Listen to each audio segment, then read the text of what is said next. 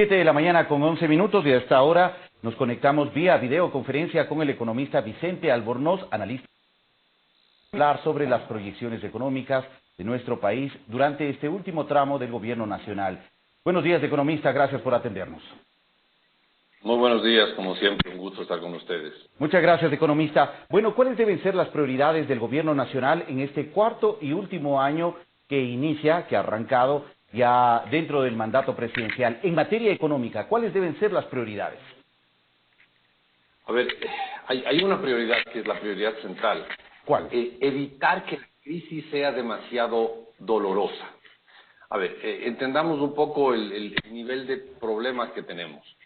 La política económica ideal en este momento sería aumentar el gasto público, aumentar el número de empleados públicos, aumentar los subsidios, pero simple y sencillamente el gobierno no tiene recursos como para hacer eso. Punto. No hay más que cálculo que hacer. No hay dinero para implementar la política ideal, que sería una política expansiva. Entonces, el gobierno lo que tiene que hacer es tratar de minimizar el golpe. Porque el gobierno en este momento se enfrenta ante que no tiene recursos, no puede implementar esto de aumentar el gasto, y lo único que puede hacer es que la reducción del gasto no sea tan dura, no sea tan dolorosa. ¿Qué es lo que va a hacer ahí entonces? Reducir el gasto en donde el golpe a la economía no sea especialmente grave, es más difícil, pero bueno, tiene que intentarlo. Luego, conseguir recursos donde haya, como haya, para mantener el gasto público sin mucha reducción. ¿Qué es lo que está haciendo en este momento el gobierno? A ver, tiene una política de reducción de alrededor de 4.000 millones de dólares. Esperamos que la reducción sea en donde menos le duela a la economía. Tiene una política de conseguir préstamos internacionales, préstamos de los pocos que nos prestan, que son los multilaterales, Fondo Monetario, Banco Mundial, el BID, la CAF, y finalmente tiene una política de renegociar la deuda pública para pagar más tarde, con lo cual libera un poco de recursos y ahora en el año 2020 y el comienzo del 2021 tiene un poquito más de recursos de lo que habría tenido si no hiciera todas esas políticas, y eso lo puede dedicar a lo más urgente, que evidentemente es salud, y algo de ayuda a los más necesitados, algo de ayuda a los más pobres, algo de subsidios a la gente más vulnerable en el país. Por ahí no hay mucho más que hacer, está bastante atado de pies y manos del gobierno actual. ¿Cómo enfrentar esta situación teniendo en cuenta que en el informe del presidente de la República, en el informe a la Nación del último domingo del 24 de mayo, el presidente de la República aseguró que durante este último año, este último tramo de gestión de su gobierno, dedicará todos sus esfuerzos a mantener 4 pilares: el tema de la salud, el tema del empleo, el tema de la alimentación y también la dolarización? Frente a un escenario económico tan adverso, ¿cómo lograr mantener el apoyo y fortalecer estos 4 ejes?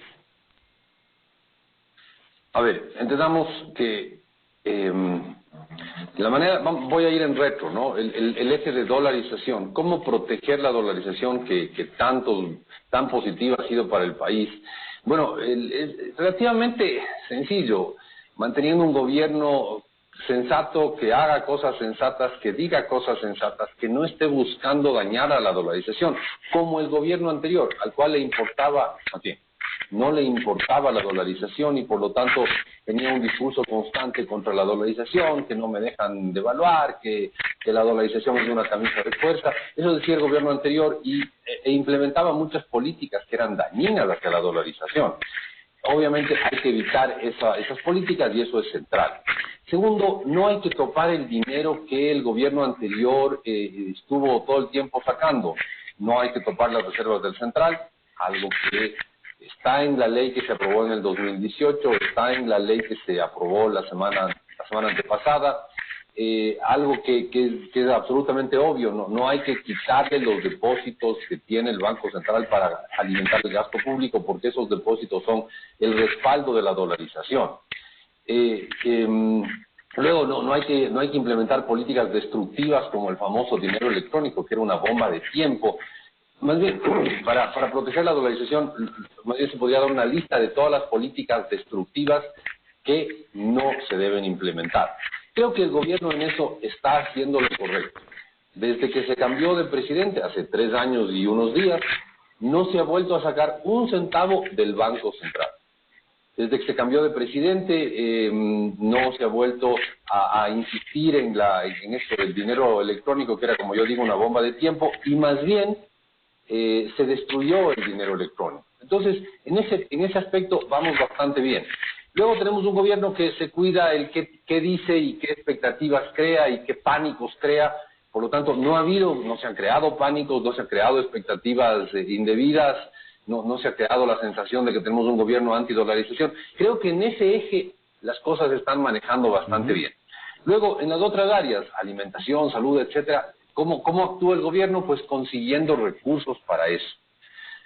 Eso significa, como no hay ahorros, no hay un centavo de ahorros, como el gobierno anterior se gastó hasta el último centavo de los ahorros, eso significa conseguir créditos, y el gobierno está consiguiendo créditos en el único sitio que hay, que es en las multilaterales, y en eso también está haciendo lo mejor que se puede dentro de una situación tan compleja.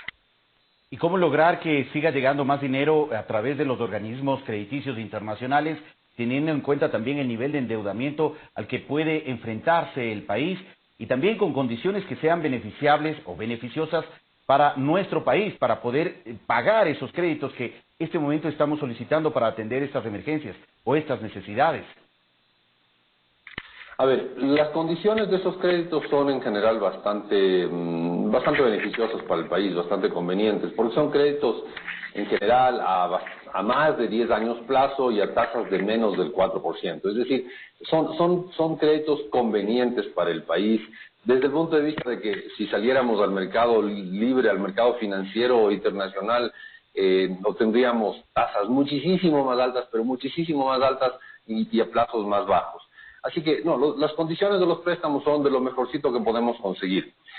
Una oportunidad perdida que nos hubiera permitido conseguir mucho más recursos de afuera fue el aumento de impuestos. Estaba proponiendo el gobierno en la famosa ley humanitaria un aumento del impuesto a la renta, le ponía ahí con el nombre de contribuciones, algo así, pero en el fondo era un aumento del impuesto a la renta. Este aumento del impuesto a la renta fue mal visto por muchos sectores de la sociedad y finalmente no se llevó a cabo. Si es que se hubiera podido crear ese aumento del impuesto a la renta, el gobierno hubiera tenido una herramienta para decir a los multilaterales, miren, mi país, mi población está haciendo un sacrificio. Y este sacrificio es una forma de demostrar cuánto nos importa evitar un colapso en este momento del coronavirus. Y por lo tanto, ustedes, señores del BID, la CAD, el Banco Mundial, el Fondo Monetario, ayúdenme más porque nosotros ya estamos haciendo un sacrificio. Desgraciadamente no se hizo eso y ahí se perdió una oportunidad. Yo entiendo, mucha gente estaba en contra de un aumento de impuestos, lo entiendo perfectamente, pero era una oportunidad para conseguir recursos para el país que la desperdiciamos. Bueno, en este momento, si bien el capítulo de las contribuciones se sacó de la propuesta de ley que envió el propio Ejecutivo, de la ley de apoyo humanitario que envió el Ejecutivo, el presidente de la República en su informe a la Nación el 24 de mayo informó que es necesario que haya un aporte ciudadano frente a la situación que se está viviendo no solamente en Ecuador, sino a nivel mundial. Y para el caso de nuestro país, el presidente ha dicho que se va a solicitar el adelanto del pago de impuestos a quienes ganen más de $5,000 y a las empresas que de una u otra forma no han sido afectadas por esta emergencia. Esto amparado en el artículo número 165, numeral 1 de la Constitución, que le faculta al presidente en estados de excepción adelantar el pago de impuestos. ¿En qué medida también esto puede contribuir?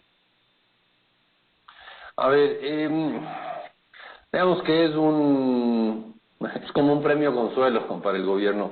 Lo ideal hubiera sido subir los impuestos. Este aumento, esta contribución, que era un aumento del impuesto a la renta a las personas y a las empresas, me parece a mí que era lo ideal. Esto del adelanto del cobro de impuestos es un adelanto y por lo tanto lo recaudado hoy va a ser una reducción de lo recaudado el próximo año. Entonces es una forma de endeudarse del gobierno, ¿no?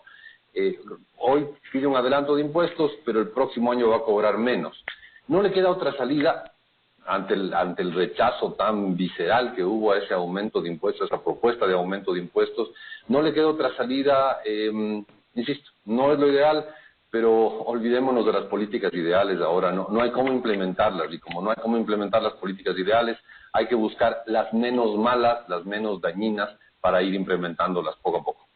¿Qué es lo que debe tener en cuenta el común de los ecuatorianos frente a la situación que se está viviendo en el país de aquí a futuro? Que estamos en una época muy dura y por lo tanto hay que ser cuidadosos con cada centavo que tengamos. Hay que ser exactamente lo opuesto a lo que fue el anterior gobierno. El gobierno de Rafael Correa fue un gobierno que se gastó hasta el último centavo de lo que tenía, que no ahorró un solo centavo. Un gobierno que gastó todo lo que había de ahorros y que además se endeudó. Hay que ser lo opuesto a ese gobierno. Hay que cuidar lo que se tiene, ahorrar lo que se pueda, ser extremadamente cauteloso con todo lo que compremos, con todo lo que gastemos, saber que hay poco empleo y también al mismo tiempo darse cuenta que este tipo de crisis suelen abrir oportunidades. Hay gente que se ha encontrado oportunidades haciendo máscaras, haciendo geles, haciendo lo que sea. Siempre una crisis como esta abre oportunidades de negocio y la gente hábil para los negocios suele encontrar esas oportunidades y es el momento preciso para buscar esas oportunidades, atacarlas y conseguir lo que el resto no estamos consiguiendo, que es generar riqueza, generar empleo. Muchas gracias, economista, por la información compartida. Ha sido un gusto estar con ustedes. Muy gentil, muchas gracias. Le agradecemos a Vicente Albornoz, analista económico, quien ha ofrecido su punto de vista sobre la situación económica y fiscal que actualmente vive el país. 7 de la mañana, 23 minutos. Vamos.